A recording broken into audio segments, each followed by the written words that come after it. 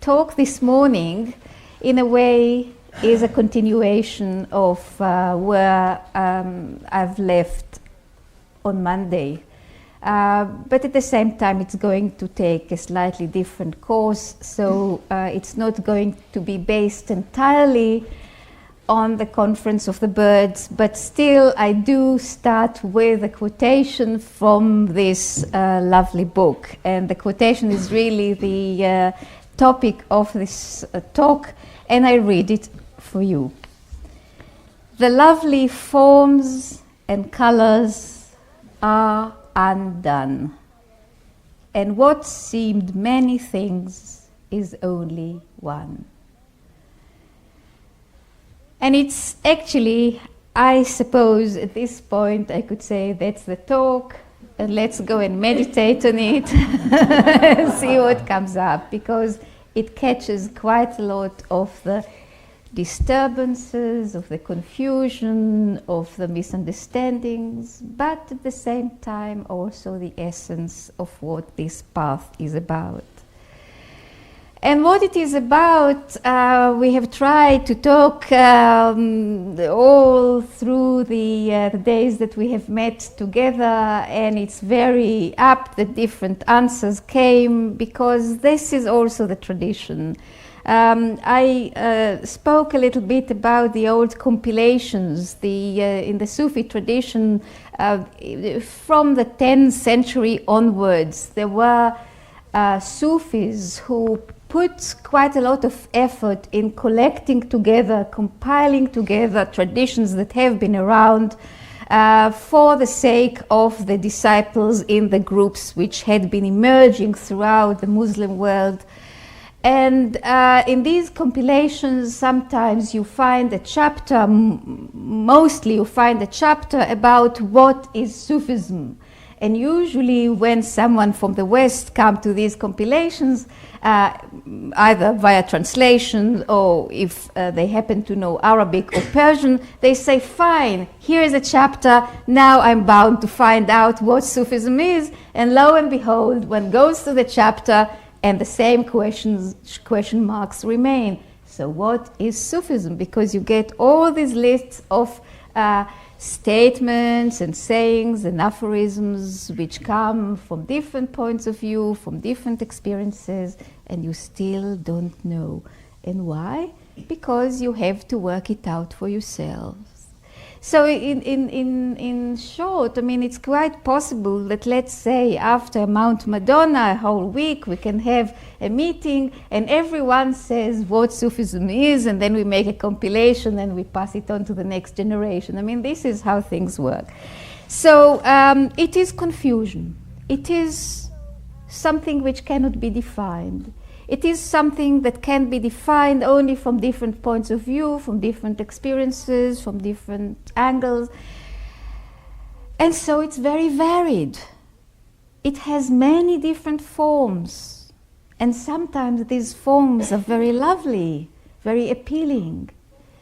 But then at the end, all these forms and colors and statements have to go, because they are not the essence. They are just what glimpses one can have at any one point. And this is very characteristic to Attar. Like I said last time, Attar is always like someone who stands on a higher platform.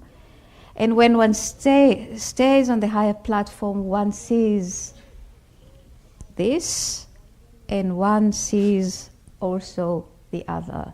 Like, for instance, to give a concrete example, I think we all, or many of us, have experienced it to some degree a few days ago when we sat on the veranda on the deck of the seminar building and watched the fog cover the entire valley. And that was the feeling. I mean, here, just one night ago, there was this bustling little town full of lights and probably quite a lot of activity. And there comes the fog and it's all covered, and no town and no people and no lights, and no sounds, and no colors, and no nothing. And we feel we are fine because we can see it. We are exposed, we are clear. Next day comes and the fog covers us too. And it's just like very, very faint silhouettes of people emerging from the fog, or you can just hold and see, oh, the silhouette of the hand. But we are also gone in a way. We also have become some kind of ephemeral apparitions, which now they are here and now they are gone. And to capture these two at once, I think, is one of the aspects of Sufism. So you can't always say what it is. But if you can see the fact that it's here, but at the same time, it's neither here nor there, you've got something. Now, if I may say, it's a long way. Mrs. Sviri used to sing sometimes kind of to herself, it's a long way to Tipperary, and in a way that would be a kind of a hint to people that things don't develop overnight. I mean, sometimes it takes a long time to find this point, this Archimedean point, this vantage point from where everything exists and is vibrant and full of color and full of vitality and meaning, and yet nothing exists. There's no form and there's no color and there's nothing. So this talk is actually about the nothingness, but the way to the nothingness through the forms and the colors. And I read this quotation from the Conference of the Birds once more. The lovely forms and colors are undone. And what seemed many things is only one. Now, I really would like to take you through this journey through my own experiences of this color and nothingness. But maybe I would like to start first with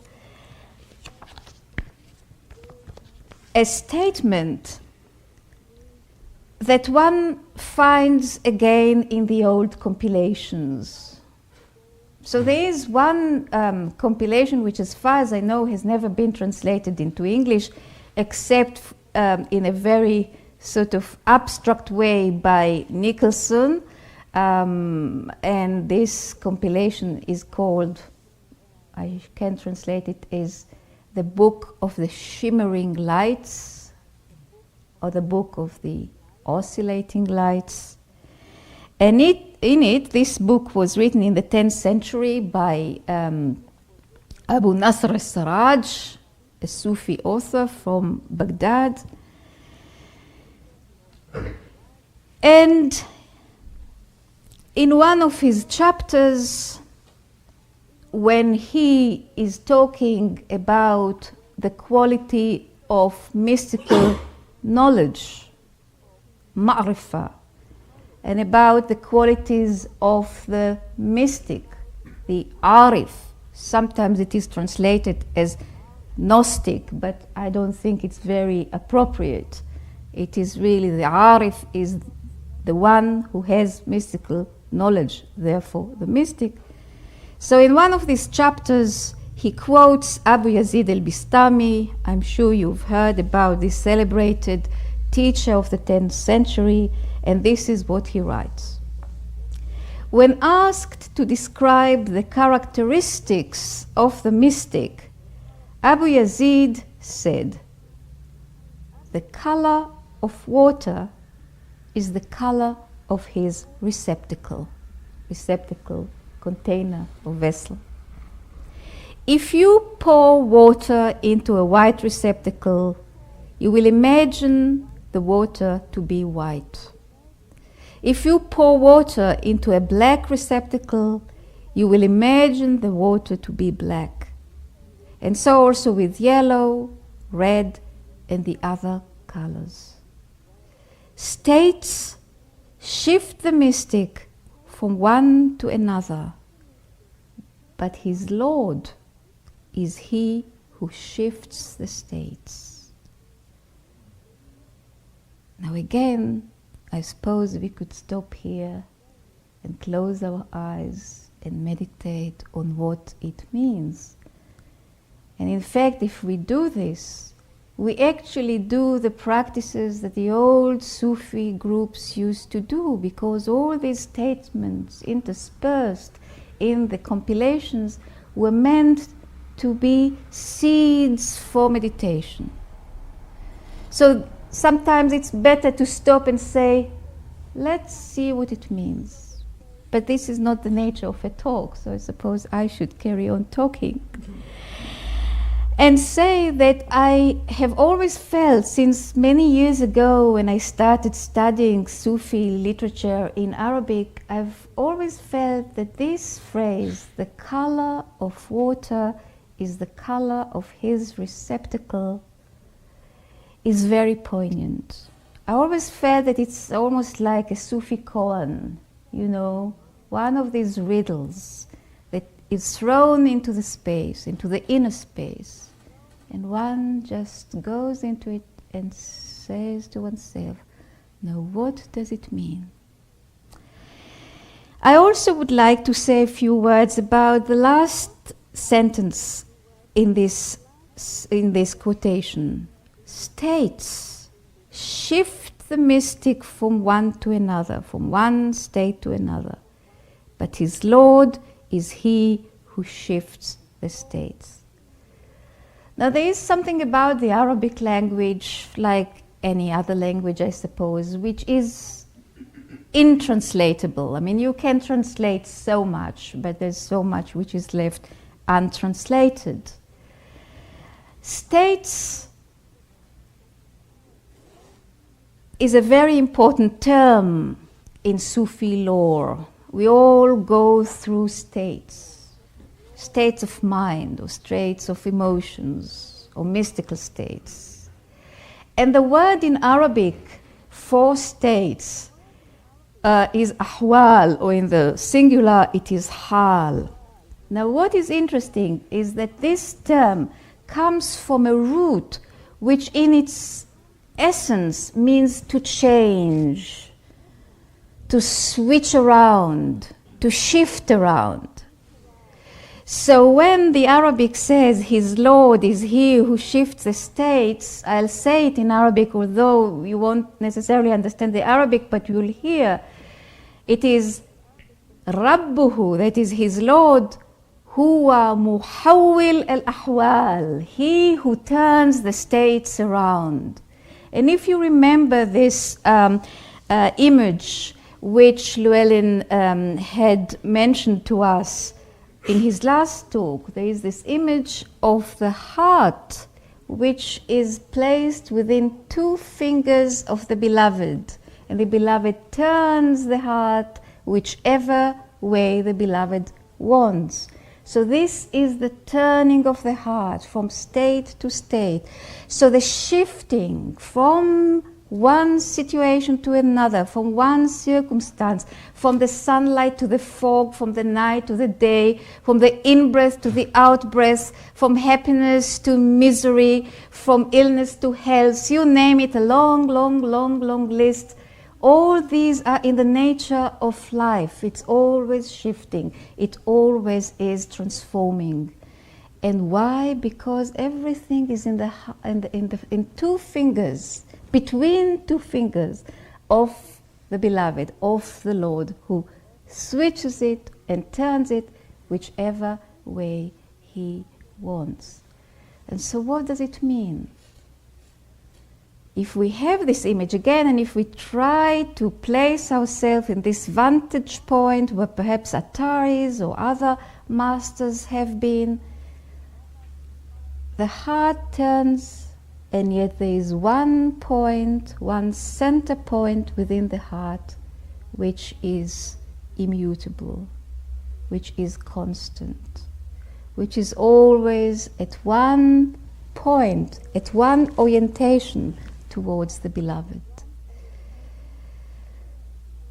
And this is the attitude. Things change, but his Lord is he who shifts the states. So this is the orientation which doesn't change.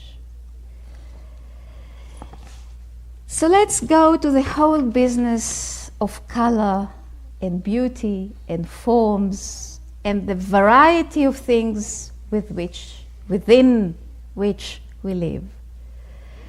Now, you know, again, something that has been mentioned by Llewellyn the other day, there are these two aspects of God which the Sufis talk about, the aspect of majesty, which is the Jalal, and the aspect of love and compassion and beauty, which is the Jamal.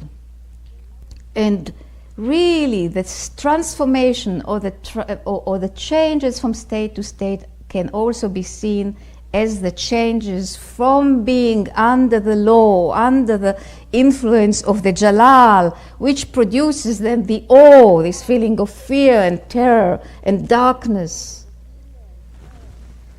and between being under the influence or under the realm of Jamal, of beauty, which is lush and flamboyant and encompassing and loving. A lot of emphasis has been placed by Sufis on this aspect of Jamal, beauty. You know, according to the Muslim belief, which the Sufis have also taken up, God has 99 names. And he can be called by whichever name is right for any one of the believers. And one of his names is the beautiful, Al-Jamil. And there is a hadith, there is a tradition which says he is beautiful and he loves beauty. So the love of beauty is very much part of the characteristics of the path. It's not a monastic path.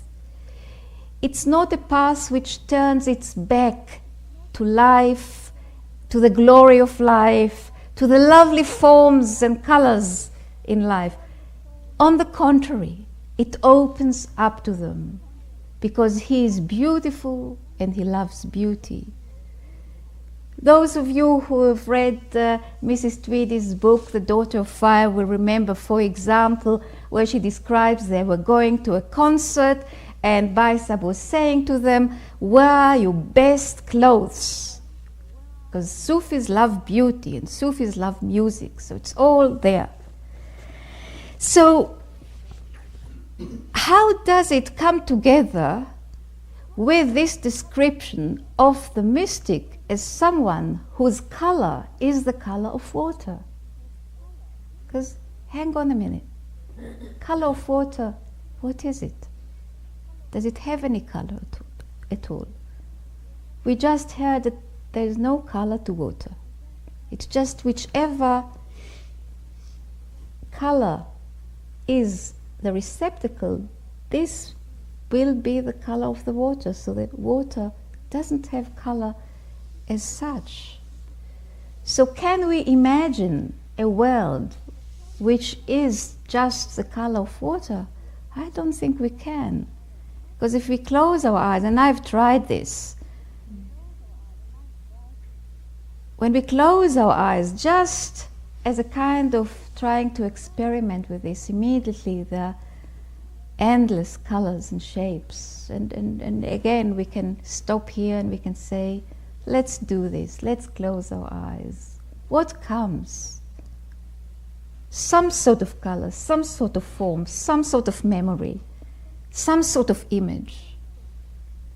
So they come through the imagination, the forms and the colors, and we are bound by them. And it's beautiful or terrorizing. And we are captivated by this beauty and by this terror. And sometimes we think, that's it. I mean, some of us are painters, some of us are poets, some of us are sculptors. So we are immersed in colors and shades and forms. When I wrote this chapter originally, I described an experience which I had quite a long time ago, which amazingly had to do with fish. And so when I heard that quite a few people went yesterday to the aquarium and heard some of their experiences, I thought, this is quite interesting. And I'll read to you what I have written. One of the most ravishing experiences of forms and colors that I've ever tasted was watching sea life in the Red Sea. One climbs down a few steps into an underwater chamber surrounded by glass walls. Then one may pick up a point from where to watch the live forms behind the glass walls, or wander around peeping out from different vantage points. And when one does this, an amazing parade of hues and shape passes by silently in front of the eyes of the observer.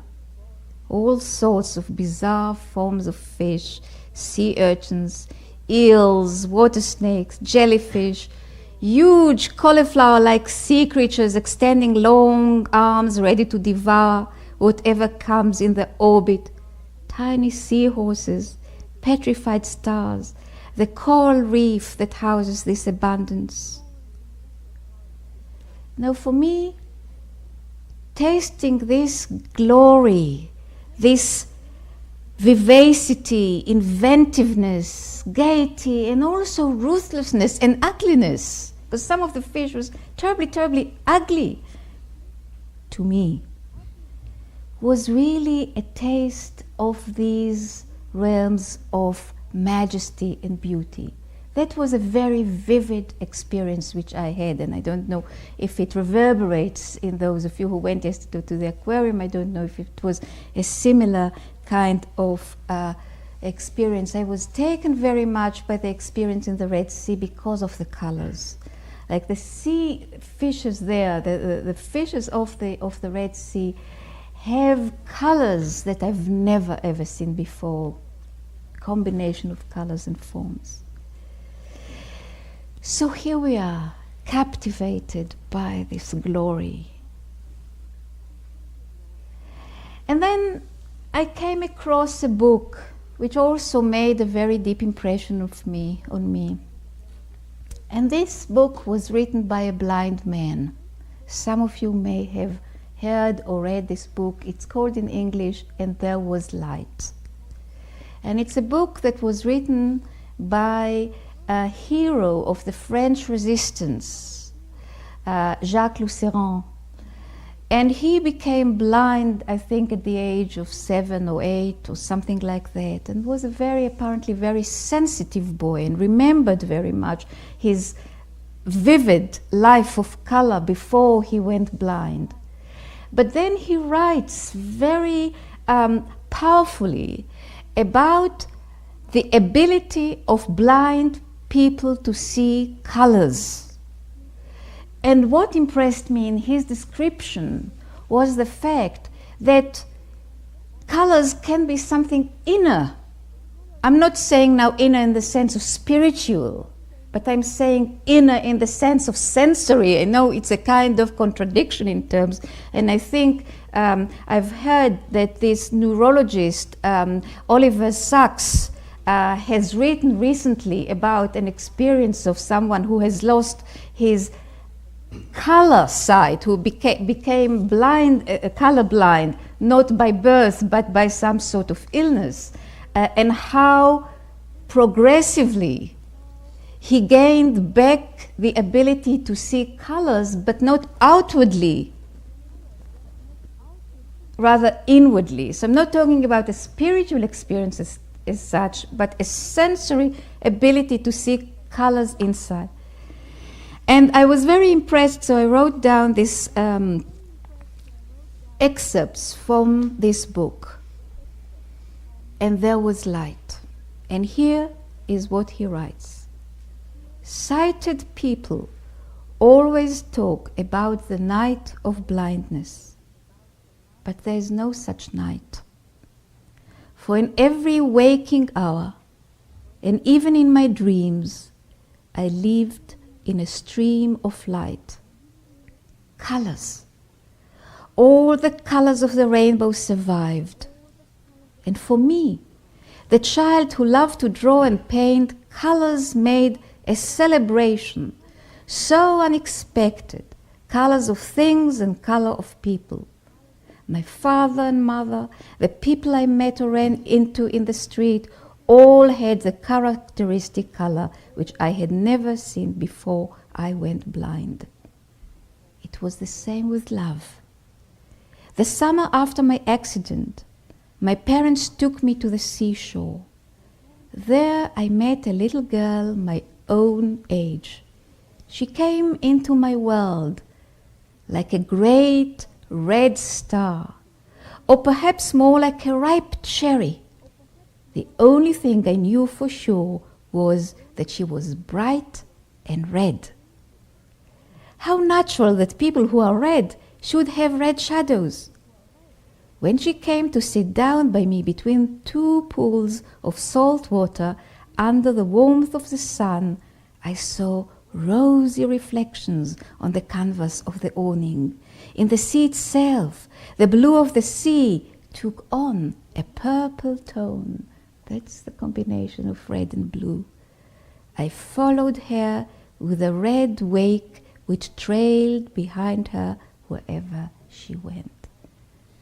So colors can be also an inner experience which is not spiritual as such. And then colors can be also an inner experience which is absolutely mystical. And that's important because when we go into the arena of mystical experiences, one has to say one thing about, I started with mentioning the word hal, state, and God or the beloved as he who shifts one from state to state, muhawwil el-ahwal. But in the lexicon of Sufi terminology, sometimes a synonym word for hal is the word for color. So one can say lawn, which in Arabic means color, in the same sense that one speaks about hal, about a mystical experience or a mystical state. And the situation where one fluctuates from state to state, from station to station, the whole instability, the whole shifting experience is called, again, in the technical vocabulary of Sufism, it's called talween, which means variegation, changing colors.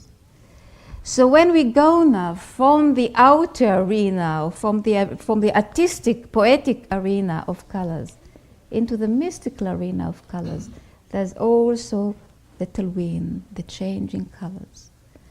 And there were some mystics who were keen in this particular way of describing the inner visions of colors more than other Sufis. I mean, it's all very individual, and some Sufis will describe psychological states, and some Sufis will describe the loved situation, and some will describe visions of color.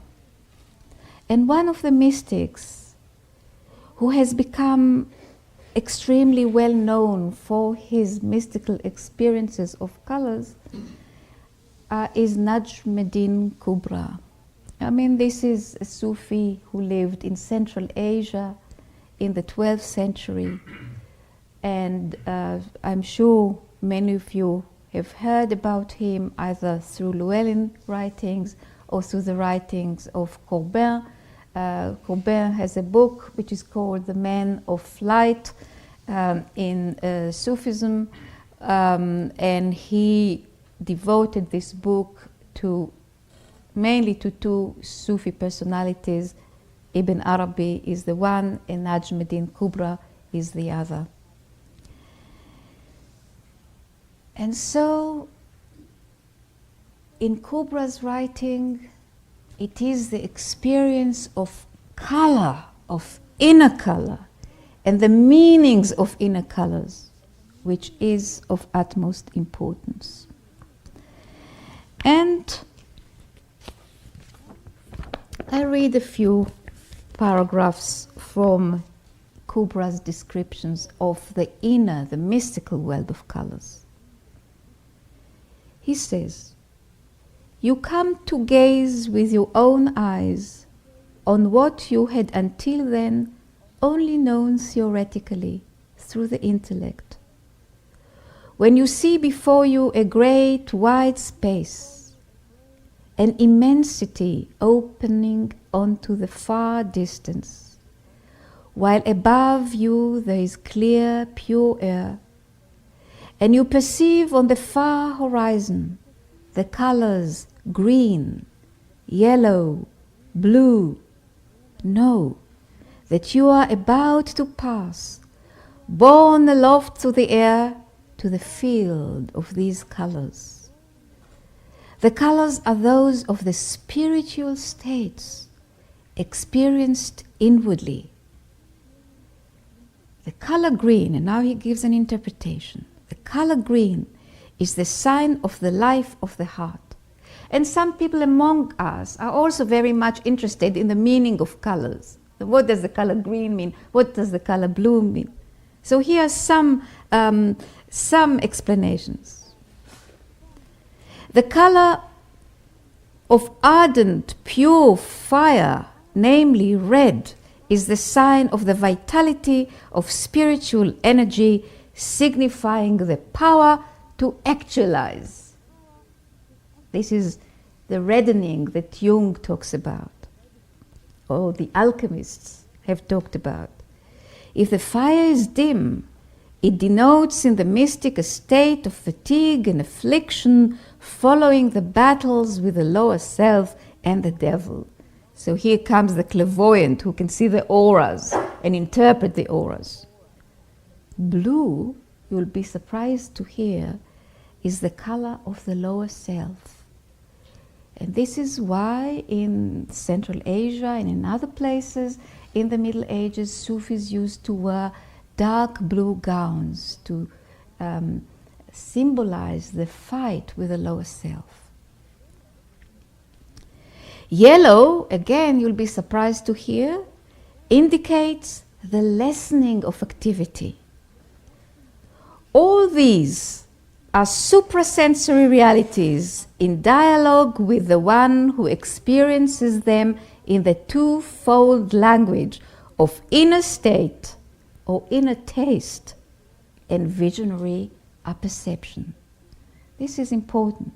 So we have an experience, and the images which we experience are like entities, like real entities which want to be in some kind of dialogue with us.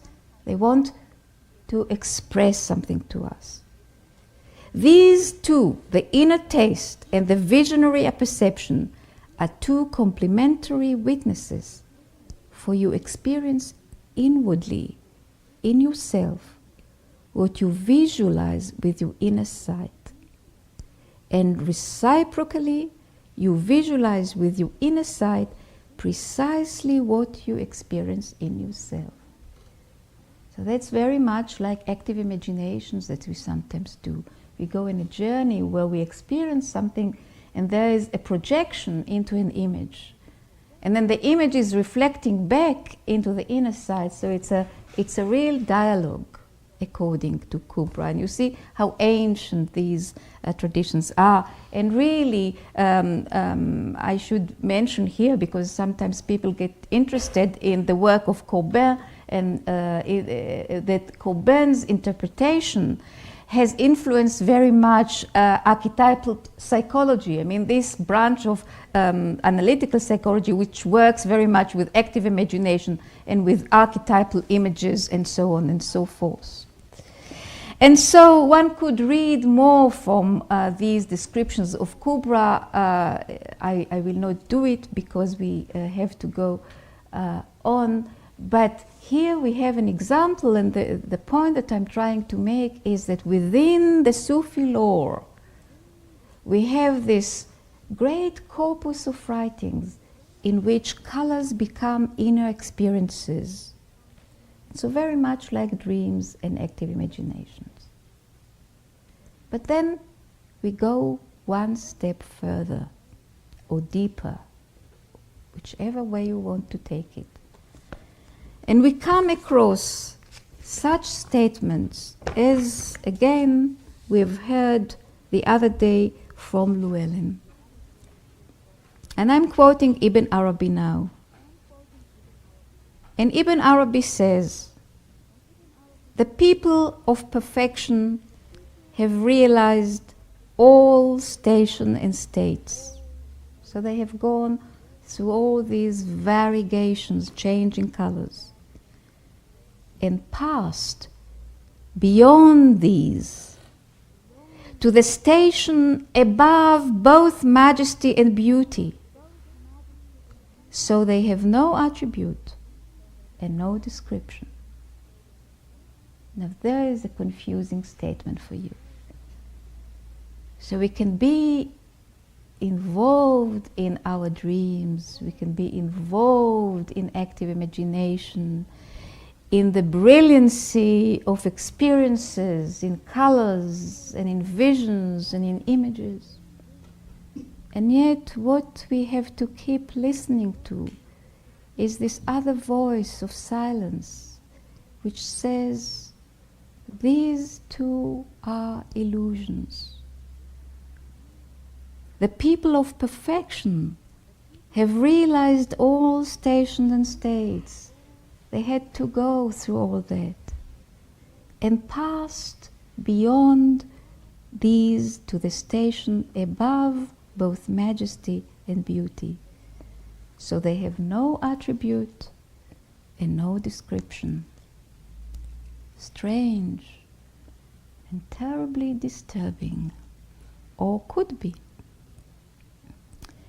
Because this seems to be the non-state that really a Sufi path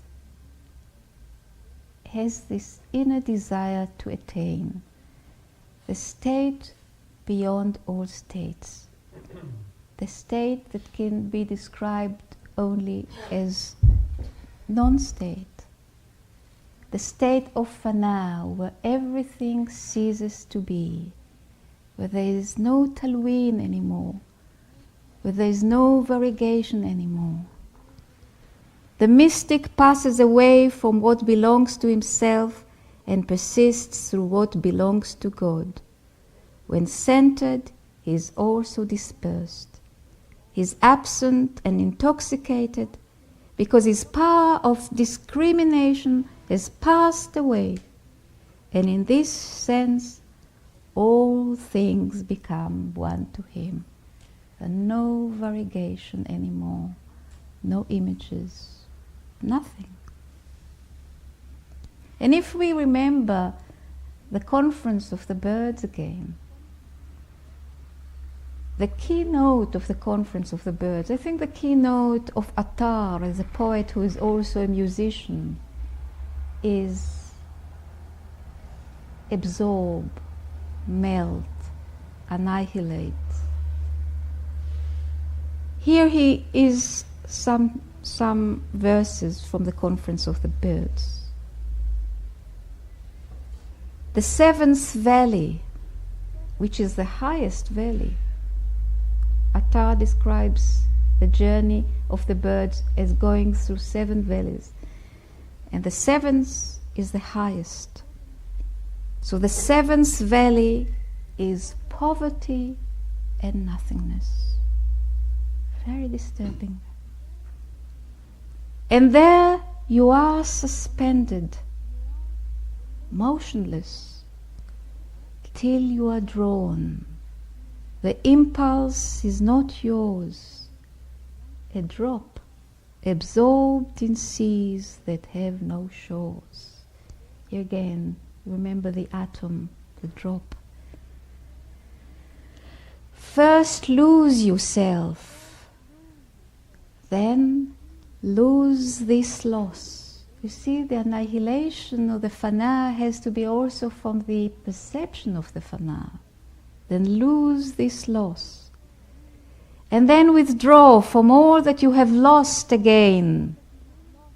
Go peacefully and stage by stage progress until you gain the realms of nothingness.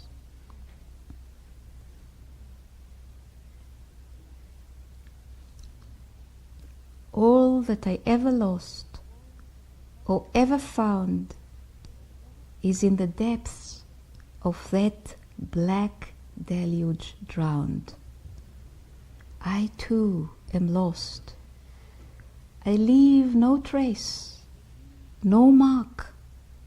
I am a shadow cast upon the dark, a drop sunk in the sea, and it is vain to search the sea for that one drop again.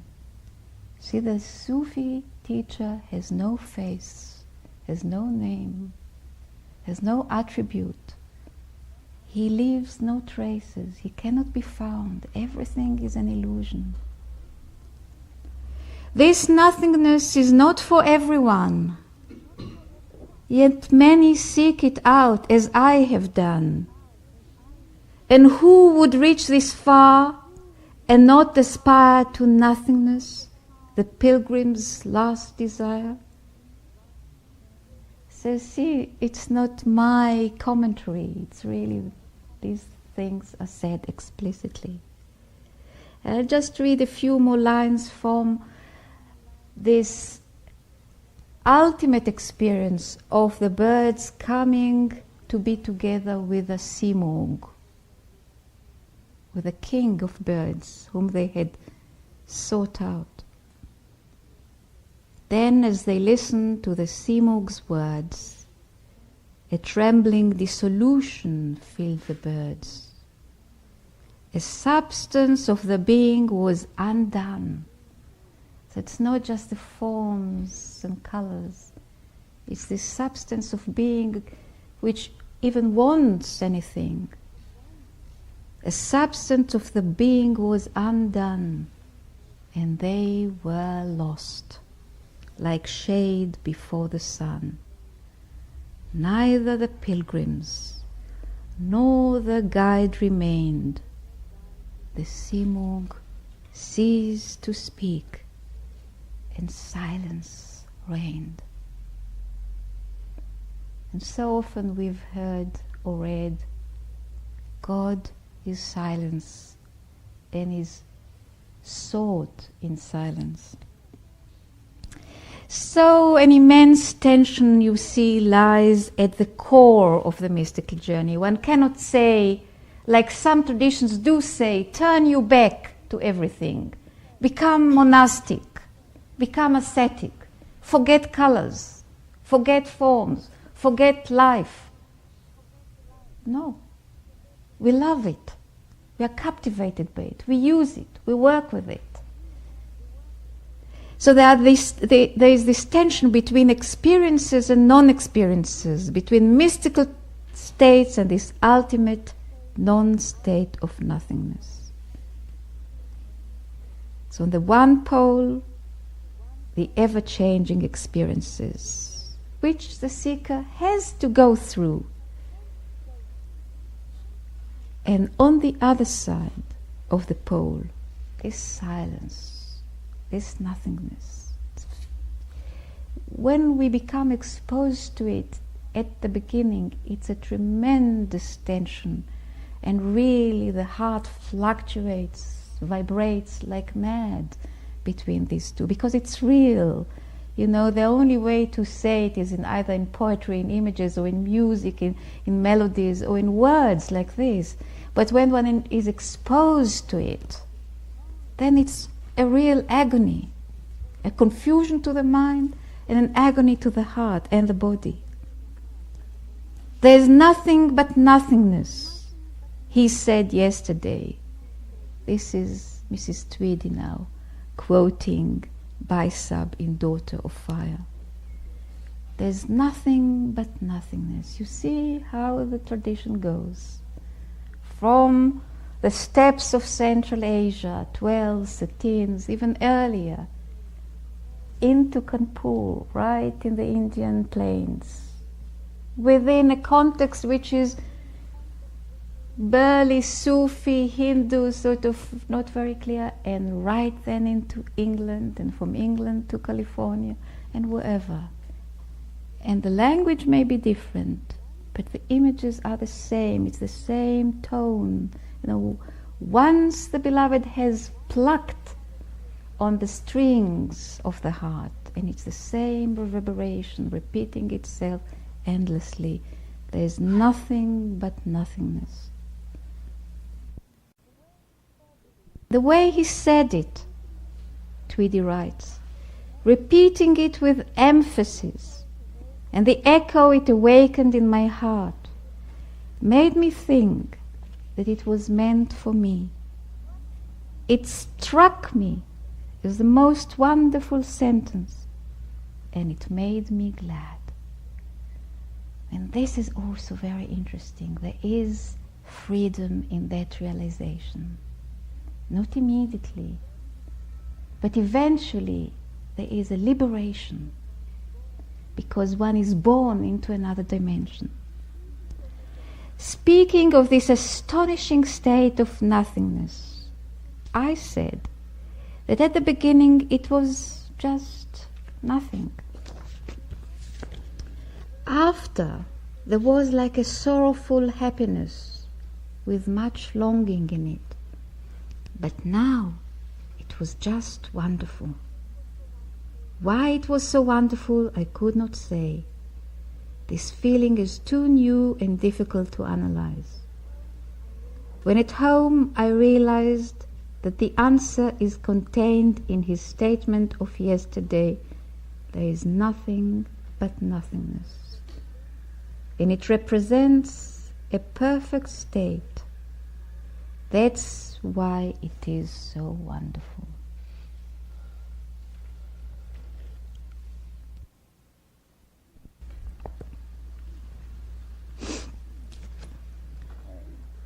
Now, I want to say this, that any of us, all of us, may not always realize this to begin with. And by the way, there are many things that we cannot realize until we are in a point which we cannot go backward. And that's the trap. So we may not always realize this, but when a real connection is established between teacher and disciple, and when the disciple is exposed willingly, there has to be a yes there. When the disciple is exposed willingly to the energy of the teacher, then a process starts in which the disciple is oscillating not only between polar states, right and left, that is horizontally between the psychological, emotional, physical states of ups and downs, not only between those, but much more intensely he is thrown upwards and downwards, forwards and backwards, vertically, between two different dimensions of experience, of existence. So it's not on the same level at all. So the pendulum doesn't go only this way. It goes this way and that way, and it all happens together. So that's why it's so very dynamic and so very exhausting. The disciple may not be aware of the subtle transition between the different dimensions, and this unawareness may last for a long time. He may not understand why he suffers so much, because on the level of the mind, why do I suffer so much? Why do I need to suffer? Why? I mean, what's the reason for suffering? There's so much beauty around. He may not understand why the journey involved so many difficulties, so many sacrifices, so many misunderstandings, and why every familiar value is falling away by itself, against his will sometimes. So this is something to bear in mind, really people who have come to this point really say sometimes, like Tweedy mentions in her book, I will warn anyone who wants to come here, don't even start, don't even try. It's a one-way lane. And this is why, because all of a sudden nothing makes sense anymore. And yet there is the pool. And so it's not, this starts when the variegation or the fluctuation is not only on one level, but on 2 or maybe 3 or maybe 7 different levels of consciousness. So there are many questions asked, and we remember the questions that Moses in this famous Quranic chapter asks of Khidr. Khidr tells him, you can join me, I will be your teacher, but you mustn't ask any questions. But Moses cannot refrain from asking, because on the level of the mind, on the horizontal level, nothing makes sense. And not only does nothing make sense, what he sees Khidr do is terrible, obnoxious actions against all sense of law and justice. So he has to ask why. And then eventually he has to realize, like everybody else, that the way to Khidr, the real inner way to Khidr, the real inner way to the teacher, goes through the sea of death. And take it in whichever way, in whichever level, in whichever form it comes to you.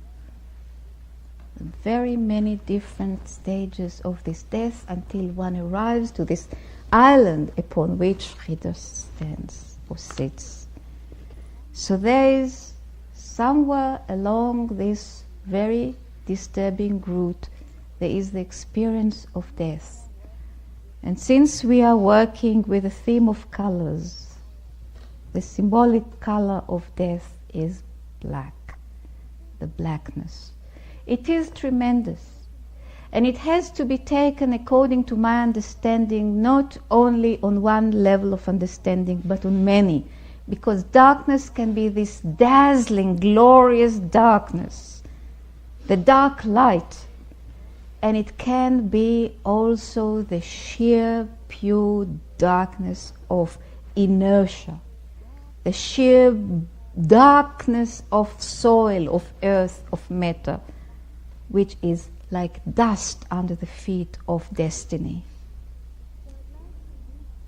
So I'd like to read to you an experience of the black light. And this comes from a 15th century sheikh, Sufi sheikh, also from Central Asia, Shamsuddin Lahiji.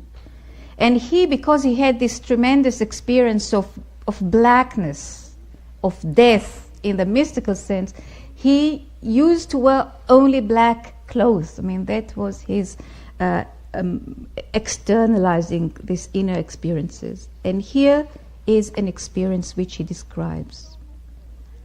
I saw myself present in a world of light. Mountains and deserts were iridescent with lights of all colors. See colors again. Red, yellow, white, blue. I was experiencing a consuming longing for them. It was as though I was stricken with madness and snatched out of myself with the violence of the intimate emotion and tender feeling of the presence of these colors. Suddenly, I saw as if a black light was invading the entire universe. Heaven and earth and everything that was there had wholly become black light. And behold, I was totally absorbed in this light, losing consciousness. In this experience, the totality takes over. Then I came back to myself. And eventually he could write this experience down. So the black light is perhaps the deepest paradoxes of mystical experiences. Now it seems to me that at the core of our existences as individual human beings, as separate human beings, as well as at the core of existence as such, there is a void, a black point of nothingness. And sometimes people do realize it. Sometimes they even experience it very early on, when they're not even prepared, and it's sheer terror. But it exists. Physicists talk about it, and mystics talk about it. There's a void. We can go so far, but somewhere we reach the edge of knowledge, the edge of experience. It's like the edge of the world. And there's still something there.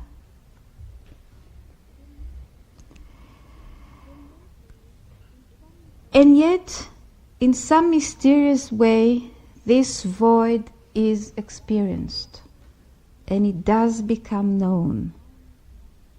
But at the moment of experiencing it, its totality takes over, and in the face of the black light, everything perishes.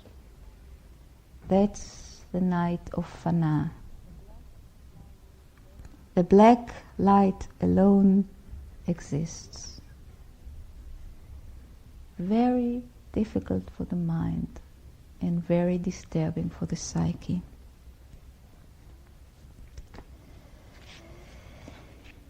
So, we go back for a moment to this statement in which we have started. What is mystical knowledge? And how do you describe the mystic? And we remember Abu Yazid's statement, the color of water is the color of his receptacle. And so we wonder how these two experiences come together, and what is really the color of water, like the color which cannot be described. And you see, this is the other side of the darkness, which when one comes back from the darkness, one doesn't have any opinions anymore. One is like water, the fluid. One doesn't go into polemics. What does it matter if the beloved is he, or the beloved is she, or the beloved is it, or whatever?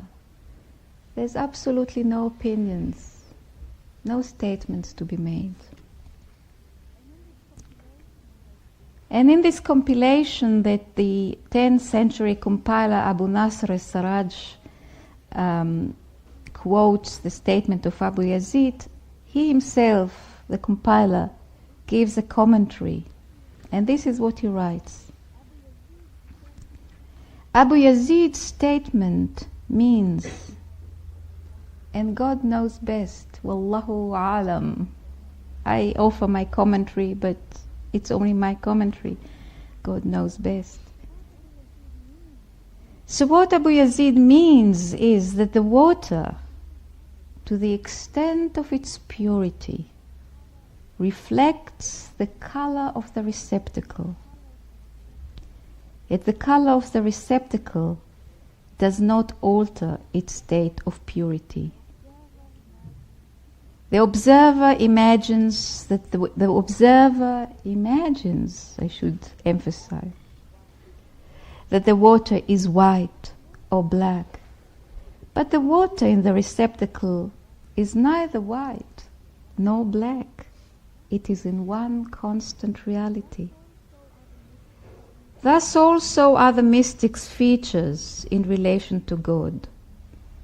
Notwithstanding the changing states which overtake him and shift him from one to another, his innermost heart, his sir, which means secret, is with God in one constant reality.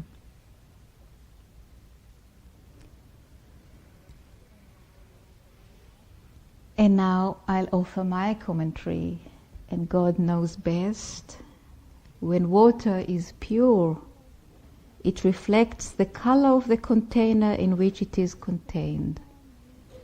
This container may be anything we are contained in a particular moment. Our physical state, our psychological state, our spiritual state, even our mystical experiences. All these are different parts and aspects of the container. These aspects lend color, distinction, and characteristics to our existence. And we behave differently in different situations. Look at us now. Look at us at the break, when we eat, when we are in small groups, when we are in big groups, when we are at home, when we wash the dishes, when we sleep. Different circumstances, always changing. There's no rigidity. But all these changing circumstances do not touch the core of the mystic's being. At core, he or she is free and unidentified. I think this is a word that we in our modern parlance use. We remain somewhat unidentified. And this is also the guideline. As long as we are identified with anything at all, and it can be very commendable, it can be very praiseworthy, it can be a big project for humanity, for anything, as long as we are identified, that in us which is identified is the ego, it is the I. And it's fine to be involved in projects or in things. But it's either to be identified with a beloved or to be identified with that project. So the identification is important here. So all these changing circumstances do not touch the core of the mystic's being. At core, he or she is free and unidentified. Because viewed from the core, all is connected to the source of being, to that void, to that nothingness. And this is the real poverty of the heart. I can go through things, but I don't own anything. To the extent that the water is pure, it has no color of its own. It has no character, no features. It exists in order to reflect whatever passes on its way, whatever throws its reflection upon it. So the teacher, sometimes like a good therapist, will reflect back, will not be anything, will be empty. Just reflect back whatever throws its reflection upon its water. And ultimately, within its very depths, the water reflects the black light of the absolute darkness. You again can go into the image of the still water. There's depths upon depths upon depths, and there is the black darkness of the absolute. And therefore, the masters have always prayed to become colorless and featureless. And in this vein, the great master of the Naqshbandi Brotherhood, to whom we all feel affiliated, in this vein, Bahauddin Naqshband has said, for the last 22 years, I have been following in the footsteps of Abu Abdullah al-Hakim at-Tirmidhi.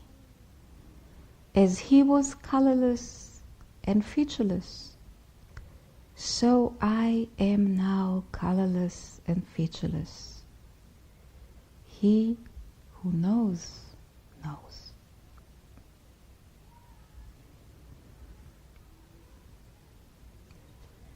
So if we can just go into the silence for a few minutes before we break.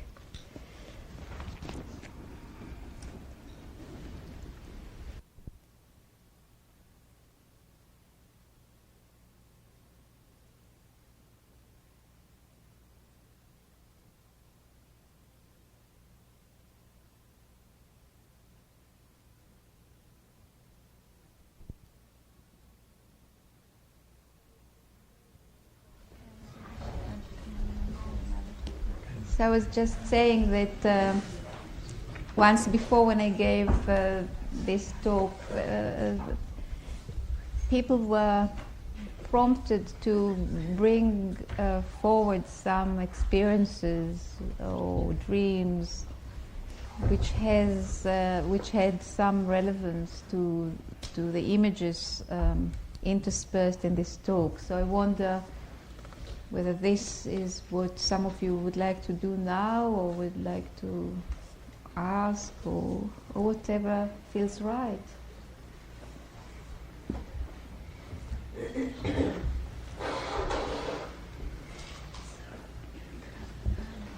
The fan. Can we have the fan on? Because some people are... We can open the window a bit. Or the window open, or... Is that better? Yeah. Otherwise Okay. it all doze off. That's right. Yeah. Sufis found asphyxiated after listening to Sara's talk. Died of fix. At least they know what they died of, which is something. It's like in those, those early Sufis talks when you hear about some saint gave a talk and 20 people collapsed and died. They always had it in those stories. And in the last breath, they did the mantra, of course. Don't forget that. You laugh. That's the congregation. Next time they open the window. We were just talking in the kitchen about the sense of being in an earthquake, that in those 4 seconds there is absolutely nothing because the earth has shifted under your feet and then you're right back again on the earth. And that's Yeah. Yes, you are thrown back with a thump. This is in one of the versions, huh? Flung back. Yes. I had a dream in the very, very beginning of my experience with all of this, which was about 4 years ago. I think I had been to one meeting. And I never told it, but I've always been, it's really been a very strong one for me, in which I was in a room that was very dark. And it seemed to be suspended. And I couldn't see anything, but I knew I was in a room, and there was a window in the room that had some moisture on it. There were little droplets of water. And because of that, and because there was a source of light somewhere, I had no idea where it was, the droplets were reflecting light in this window. And it was the only light anywhere. And as I looked at this window, there were 3 pathways came up through the droplets. And I knew them to be the paths of my 3 children. And they removed the droplets from these 3 lines up the window. And because of that, I was either forced or invited or offered the void, the darkness, through these 3 pathways. And it was terrifying, absolutely, as it is described, horrifying, because I knew it was endless and it was completely dark and there was nothing. And I've always been curious about why it was the paths of my 3 children. It seemed that they were giving me this experience. It was like a snail going up the pane, wiping away the moisture, so there was no longer the reflection.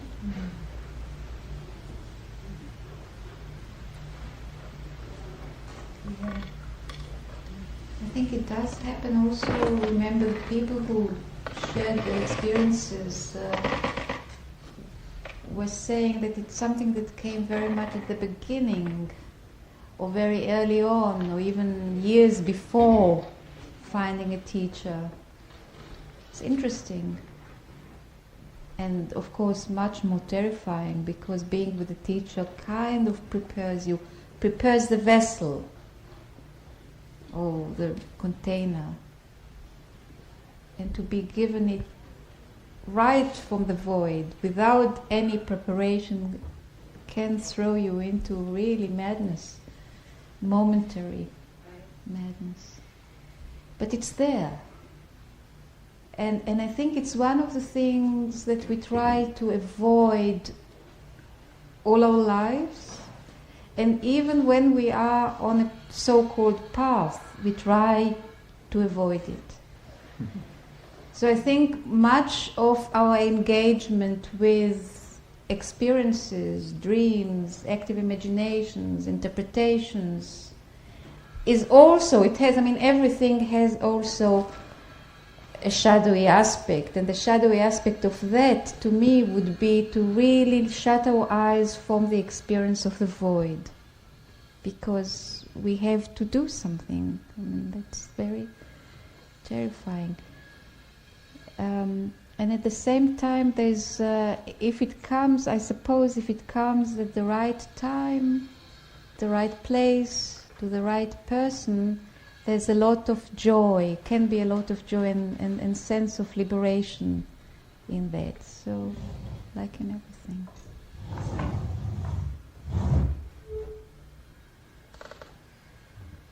Sorry, yeah. Oh, sorry. Yes. When I was a child, maybe about 7, 8, 9 or something like that, my real life was so horrible that when I would go to bed at night, both my sister and I, we would pray first. We were Catholic, so we would say the Rosary, and then we'd hold hands, and then we would let go of each other's hand. We shared a room, and I would go into this. I would imagine the blackness, and I would go way out. And I always thought, well, it's longer than the night, and it's longer than he can torture us, and so it was very powerful. And it was great. It wasn't frightening to me. But the more happy my life became, the less I could go into the blackness. And so now when I meditate, I usually see oftentimes the blue light, which is the lower side, you said. So it's according interesting. To this tradition, Yeah. there are other traditions too. Yeah. Yes. But it was for me it was, I couldn't wait to go there, because it was this place that I had that was my own, and I knew it would never end because it was infinite. Yeah. Wonderful. And it's there, I suppose the law is that as we develop our inner life, we transform. So those who have been introverted become extroverted. Those who had known very horrible and experiences all of a sudden find joy, and those who have been outward going and become more introverted. And so, because it has to be full. It has to be full. The secret is it has to be full, not one-sided. And I've known many people who have all of a sudden become very introverted, and by nature they are extroverted, and the other way around. So. Yeah. Part of a dream that I had, it was about 1.5 years ago.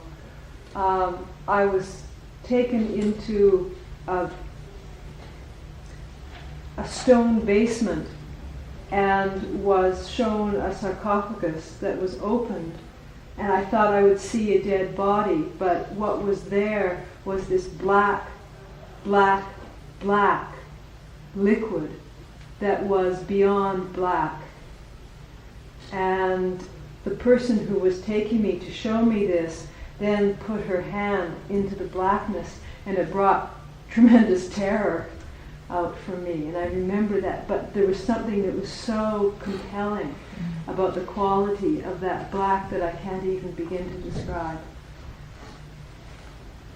Well, I think we only call this mystical experiences. It's just an experience of what is there, really, except that we build up all these defenses not to really see it because it's too frightening for the mind, but it's there. And so children may have it, or people may have it out of the blue in a dream, and it's there.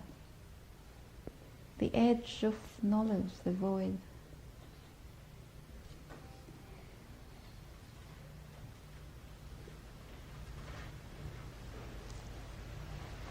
Oh, and I just remembered that I was told that the blackness was the essence of his life, of the person who had died. Mm-hmm.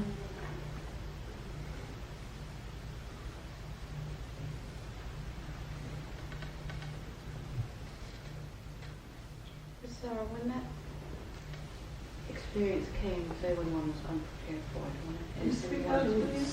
Speak up.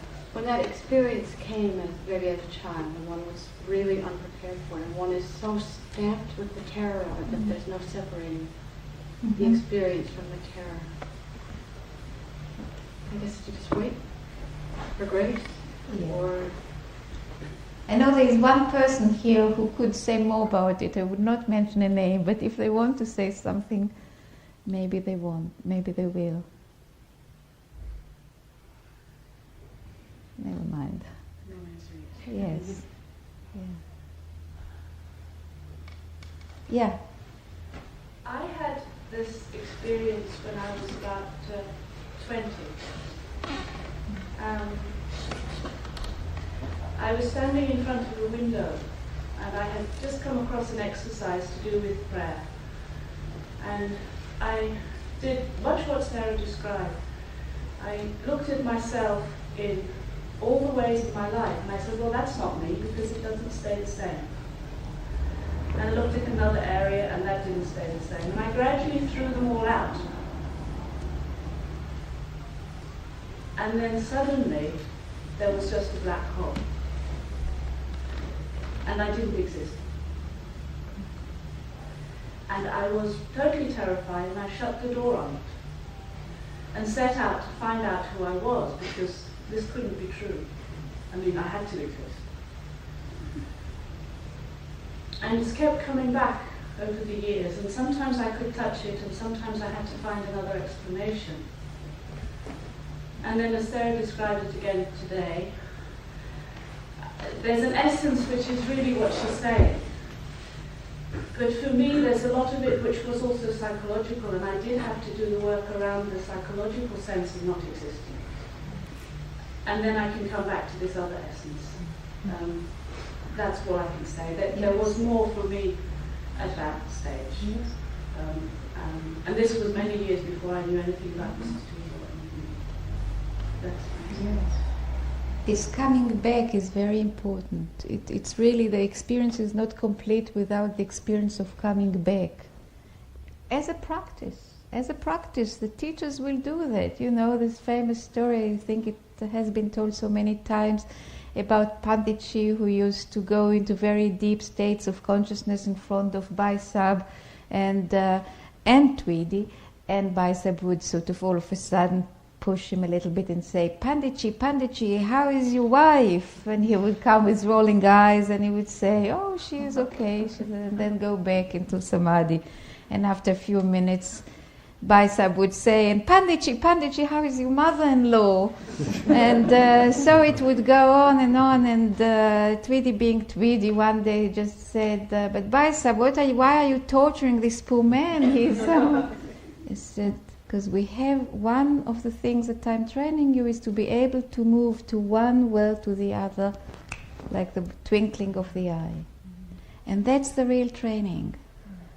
We are no drones and no lotus eaters. Is that the way the saying goes? Yes. But we stand with our feet firm on the ground, and with our head we carry the vault of the sky. It's part of the training. It's not. Sufis have been woken up with a thump or whatever if they went into ecstasy for too long, and sometimes they were left, depending on whatever the teacher saw right to do. But the coming back is of utmost importance. So one gets involved. One gets involved in things. One works for. I mean, service is very important. Service first of all, service for oneself, one higher self, then service for the group, then service for humanity, wherever it goes. But the thing is that once one has this experience, there cannot be any identification. I don't own anything. I can belong to the Liberal Party and have liberal opinions or whatever, but I don't really own them all. So I mean, everything becomes on 2 dimensions or many more all the time. It's not easy. It takes a long time, and I think it's not easy for people to live with such people. So one of the things that Sufis have done, they have learned also, in the tradition at least, they have learned to camouflage themselves, to be sort of really discreet, but not in the sense of, I have a secret, I'm not going to tell you, but indescribable, featureless. You couldn't exactly underpin the people, and also they would belong. I think this thing came up the other day, belonging to an organization, even to an organized religion. It was a good thing to do, because this way you would camouflage the essence. You could say, I am a carpenter, or I belong to the union of college teachers, or psychotherapists, or weavers, or whatever. In the Middle Ages they had guilds and associations, craftsmen association. You could belong to one of them. You were even distinguished from the other guild, because every guild, or whatever it's called, had a different costume, a different color which distinguished it. So you would wear the habit of the profession. So people wouldn't be able to say, oh, he's a Sufi going, but they would say, oh, he's a barber, for instance, or cobbler, or whatever, because that was very outward, that would be very conspicuous. And this way, the essence would be concealed, because it's not about displaying it. So people would never call themselves anything. In these old compilations, in the chapters about what is Sufism, or why were the Sufis named Sufis, there's one statement that I like very much. It is attributed to Shibli, who was known to be a little bit, kind of nut, and who would go into all sorts of states of mind. But he was an important teacher, and he said, why were the Sufis called Sufis? Because of something which remained of their lower selves. So because the moment you say, I'm a Sufi, I mean, I am, the ego is, and so there's a name for it, but somewhere there's no name for it. And usually disturbs, I know that when I was teaching Sufi texts and in Arabic, and students would come across this statement, it would be very confusing. Does it mean that they were called Sufis because of something which remained of the lower self? It's like gobbledygook a little bit. It's like the Chinese say that Tao is nameless. If you can name it, it's not the Tao. And by the way, I've brought a little quotation from Chuang Tzu. It was given to me by a friend in London after reading the talk, and I think it's very lovely. I read it. It's called The Lost Pearl. and notice the colors in the description. The yellow emperor went wandering to the north of the red water, to the Kwanlun mountains. He looked around over the edge of the world. On the way home, he lost his night-colored pearl.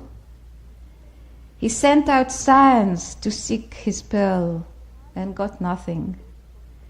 He sent analysis to look for his pearl and got nothing.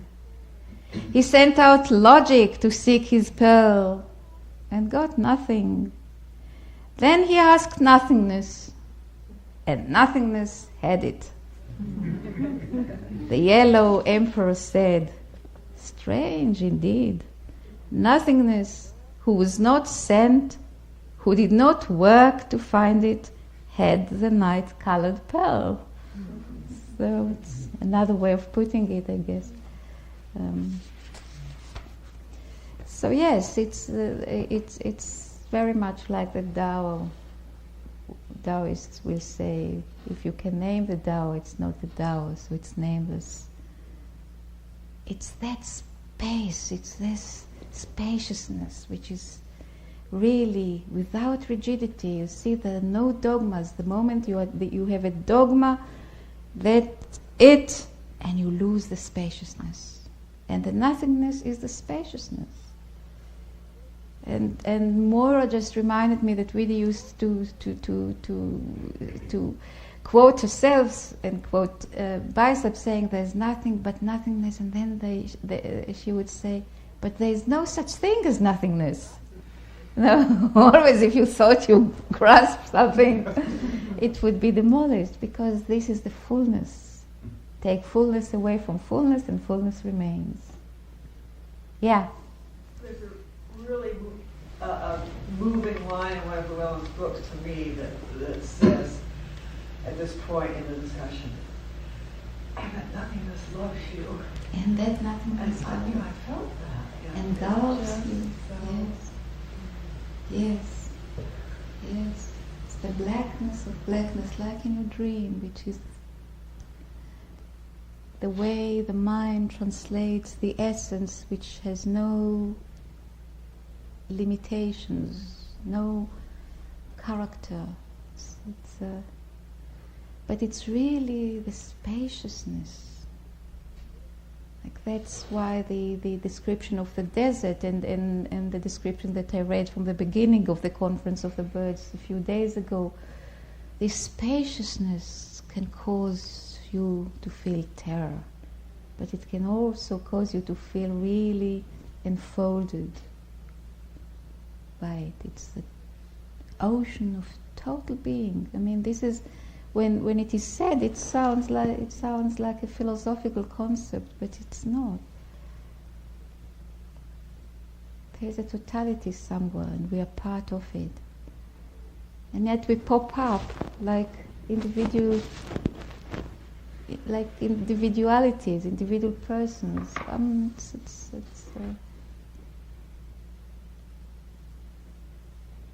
Somebody else? At the end of the dream I had earlier this year, it was pointed out to me a cave in a cliff, and I was told it was the way to God. And I was drawn to this cliff without my feet off the ground. I was drawn to this cliff and into this cave. And it was just total blackness, and it was the smell in the dream, which was so strong. At first it was the smell of the dampness, the cave dampness and the ancientness.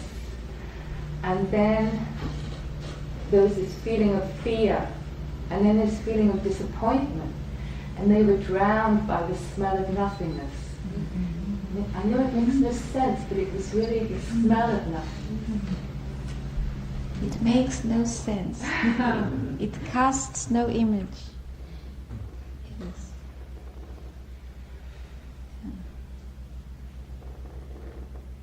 Somebody else wanted to say, yes, Karen. Well, this happened to me when I first read Daughter of Fire in 1988. and I was really angry. I was just rageful. And so I went into a space and I picked up the book to try to contain my anger. And was reading the book and then fell asleep with the book on my chest because it was very moving to me. And I don't know if it was a dream or it wasn't a dream, but it was like, but it was a place or not a place. It was like a matrix because nothing was familiar or, and it was so incredible that I thought if it lasted one more second, I would die. And then there was a real direct message, like a dream after that, about what to do. Real practical. You know, get your pillow and go back to this other room. Yes. Yeah. And I think people have experienced that and also recorded that practicality, because this nothingness is also the emptiness into which true messages which are needed for the moment are also sent.